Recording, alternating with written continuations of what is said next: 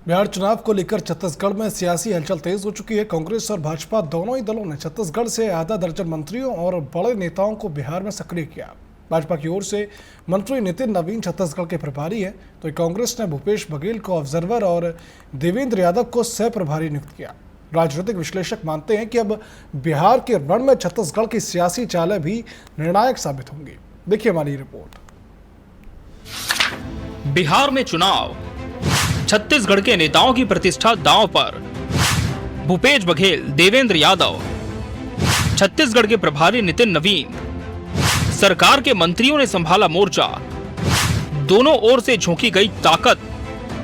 बिहार में चुनाव है, लेकिन चुनावी हलचल छत्तीसगढ़ में भी कम नहीं होने वाली। बिहार में होने वाले चुनाव में बिहार के नेताओं की प्रतिष्ठा के साथ साथ छत्तीसगढ़ के नेताओं की प्रतिष्ठा भी जुड़ी रहेगी, क्योंकि कांग्रेस और भाजपा दोनों ओर से बड़े नेताओं ने मोर्चा संभाला हुआ है। भाजपा की ओर से बिहार में मंत्री नितिन नवीन छत्तीसगढ़ के प्रभारी हैं, इसलिए छत्तीसगढ़ बीजेपी पूरी ताकत के साथ बिहार में जुटी हुई है।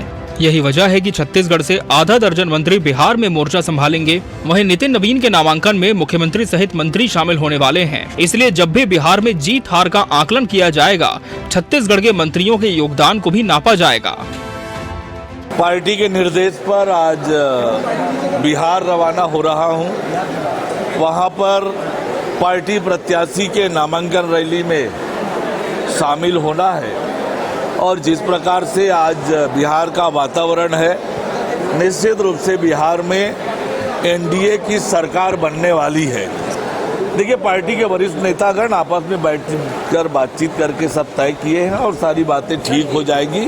एकजुट होकर एनडीए चुनाव लड़ेगी और बिहार की जनता तैयार है फिर से बिहार में एनडीए की सरकार बनाने की। वहीं कांग्रेस के लिए चुनाव परीक्षा की घड़ी इसलिए है क्योंकि वोट चोरी का मुद्दा जनता कितना स्वीकार करती है, चुनाव पर निर्भर करेगा। इसलिए कांग्रेस ने सभी प्रदेशों के नेताओं को बिहार में झोंक दिया है, जिसमें छत्तीसगढ़ से अहम जिम्मेदारियां पूर्व मुख्यमंत्री भूपेश बघेल और विधायक देवेंद्र यादव को मिली हैं, जिसमें भूपेश बघेल ऑब्जर्वर की भूमिका में बिहार में हैं, वहीं देवेंद्र यादव सह प्रभारी के रूप में यहां सक्रिय रहे हैं। इसके अलावा छत्तीसगढ़ के दूसरे बड़े नेताओं की भी बिहार में ड्यूटी लगाई गई है। देखिए, बिहार में लगातार एनडीए के साथ लगभग 20 साल से सरकार वहाँ चला रही है, लेकिन बिहार के युवाओं के लिए रोजगार नहीं है। आम जनता गरीबी और भूखमरी से त्रस्त है। सबसे ज़्यादा बेरोजगारी यूपी और बिहार जैसे राज्यों में है और इस समय वहाँ की जनता ने इस सरकार को उखाड़ फेंकने का मन बनाया है। इसलिए अब वोट चोरी के खिलाफ हमारे नेता राहुल गांधी जी लगातार लड़ रहे हैं, तो सरकार अब वोट चोरी के जगह अब वोट खरीदी अभियान चला रही है। चुनाव से एक महीना पहले 70 या 75 लाख महिलाओं के खाते में 10,000 देने का मकसद क्या है?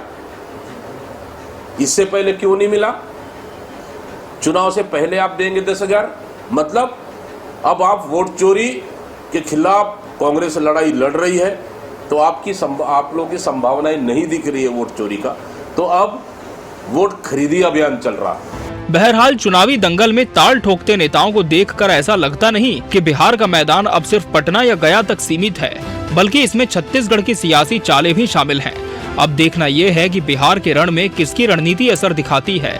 छत्तीसगढ़ की जनता इसी वजह से बिहार चुनाव में बड़ी दिलचस्पी के साथ नजर जमाए हुए है और देखना है कि बिहार की जीत हार से किसको फायदा और किसको नुकसान होता है। Bureau report, TV 24 news.